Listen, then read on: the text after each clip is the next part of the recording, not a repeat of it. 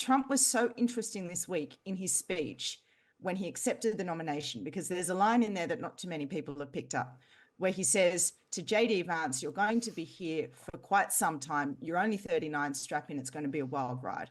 That was Trump anointing a successor. That is Trump doing what Biden did not do for Bidenomics or his own sort of democratic agenda, which has had many, many successes, and he has many reasons to feel like he had a good legacy to leave and pass that torch on.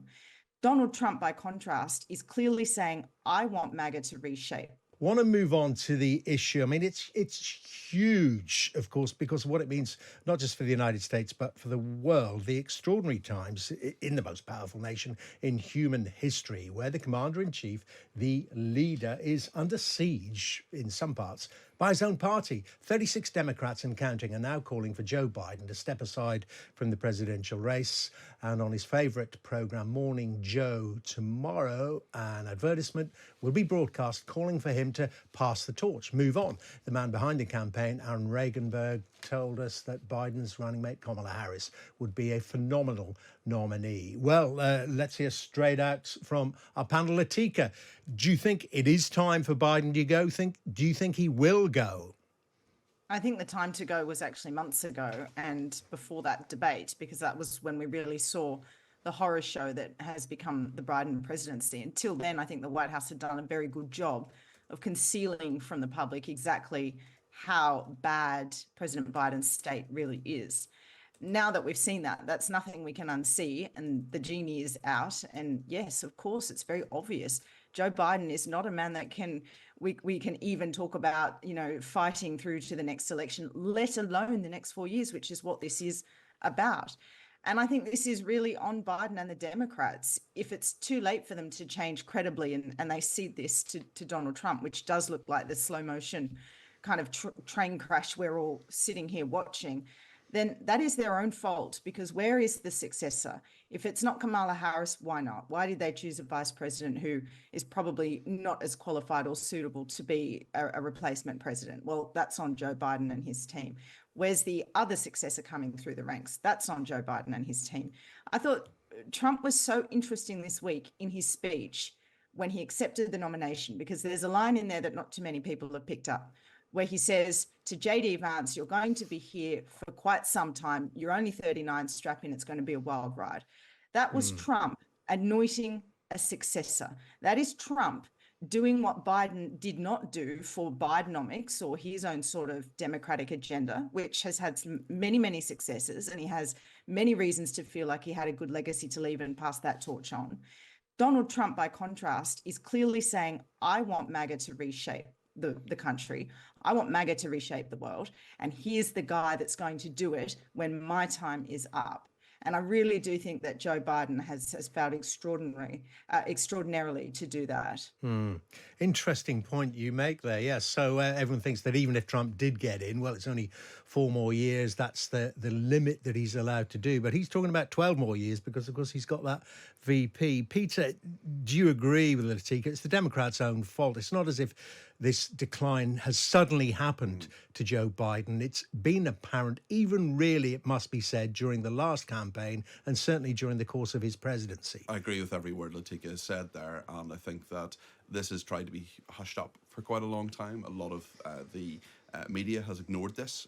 This has been a serious problem for some time, and actually it's interesting that this advertisement is going to happen during Morning Joe, which, I mean, Joe Scarborough is the sort of high priest of the liberal left in America. It's a very, very popular. Joe Biden himself called in, didn't he, the other week? He's called in before a number of times actually to Joe Scarborough, and I mean this will come as a huge blow to Joe Biden. The interesting thing with Kamala Harris is I think there's a lot of lazy kind of assumption that she would be a good, someone said she would be a phenomenal candidate. She would be a phenomenally bad candidate. She's a terrible communicator. She's been a completely boring and pretty useless vice president. And I think that if she is the candidate, the Democrats will definitely lose. People say, you can't pass over a woman of colour. There is a woman of colour who should be running, and that is Michelle Obama.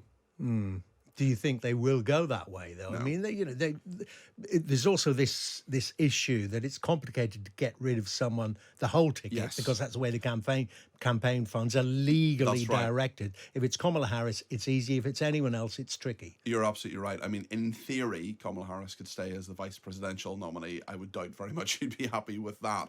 Surely the point is that she would progress to the presidential slot. But certainly, yes. I mean, if she's not on the ticket, then they lose hundreds of millions of dollars. It's a total mess, and it's a mess created by the Biden himself and the Biden people, who know that their jobs are on positions are absolutely determined by him being in that position. But also, you got to ask the question of Gavin Newsom, Josh Shapiro, Governor of California. Governor of California, Governor of Pennsylvania, of these possible contenders. Are you honestly going to come in with fewer than 100 days to go to be a candidate who's almost certainly now going to be beaten by Donald Trump? I mean, it's not exactly a wonderful sort of prospect just to be a sort of footnote. Yeah, from talking to both of you, Latika, it seems like not just the United States, but the world has to adjust and accept. It seems almost that there is going to be Donald Trump 2.0. Good article on it today in the Sunday Times, by the way, imagining and predicting what a second Trump presidency will look like. Well, I think the world has been preparing for this for quite some time. I know certainly from my conversations in Europe, that is certainly the view, that don't expect Biden to win. I know from my own conversations with friends in the Australian government, they have been preparing for some time for a Trump comeback and making sure that programs like AUKUS will be safe from Trump's isolationist worldview.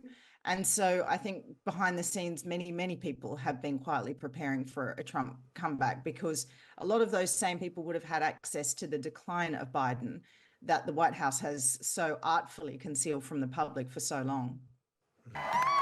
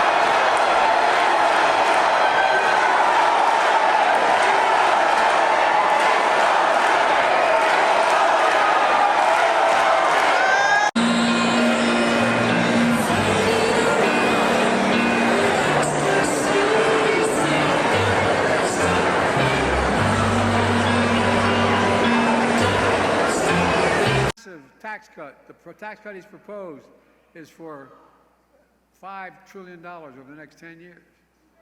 Folks, Project 2025 is going to let him round up over 10 million people in America and put them in detention camps. You heard him say it. You heard him say what he wants to do. That's what he says he's going to do. Ripping them away from their homes, their schools, because Trump calls them animals who poison the blood of America. Look, folks, there's only one reason. Only some of Trump's plan in 2020. It goes on for 900 pages. We've never seen anything like this, and it's not a joke. It's time for us to stop treating politics like entertainment and reality TV.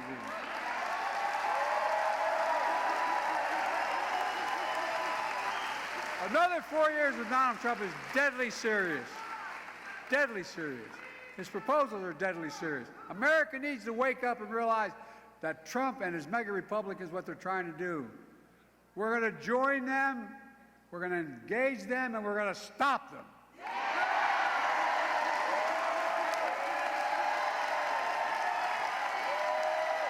But folks,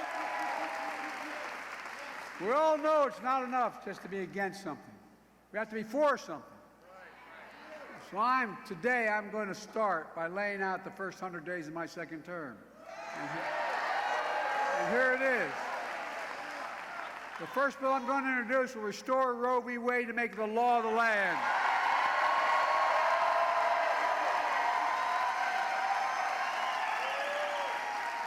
I will sign the John Lewis Voting Rights Act and the Freedom to Vote Act.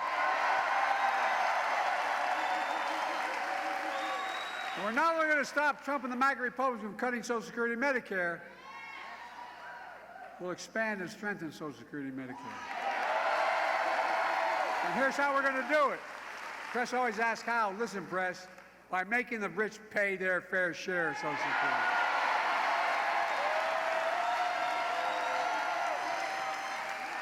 And we're going to end medical debt. By that I mean we've already made sure medical debt can no longer be put on your credit report. You can wipe out medical debt for pennies on the dollar. We're going to raise the federal minimum wage.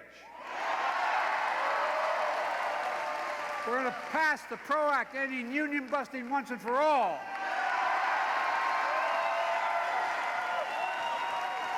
And I'm going to ban assault weapons again. I did it once, I'm going to do it again.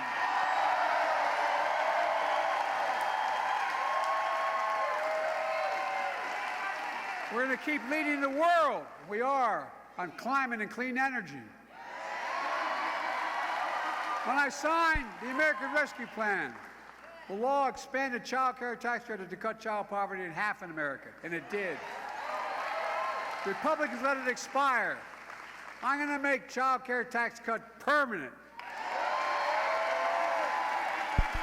And by the way, it increases economic growth, doesn't increase the deficit. People can work when you have child.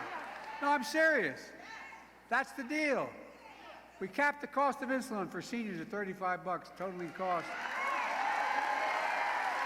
And no senior beginning on 2025 is going to have to pay more than $2,000 a year for all their prescription drugs, including cancer drugs that are $10,000, $12,000, $14,000 a year. And my second term, here's what I'm going to do. I'm going to make that same plan available for every single American.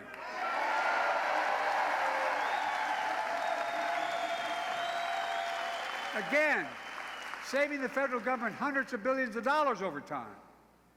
We're going to make housing more affordable. That means taking on corporate greed and getting the rents down.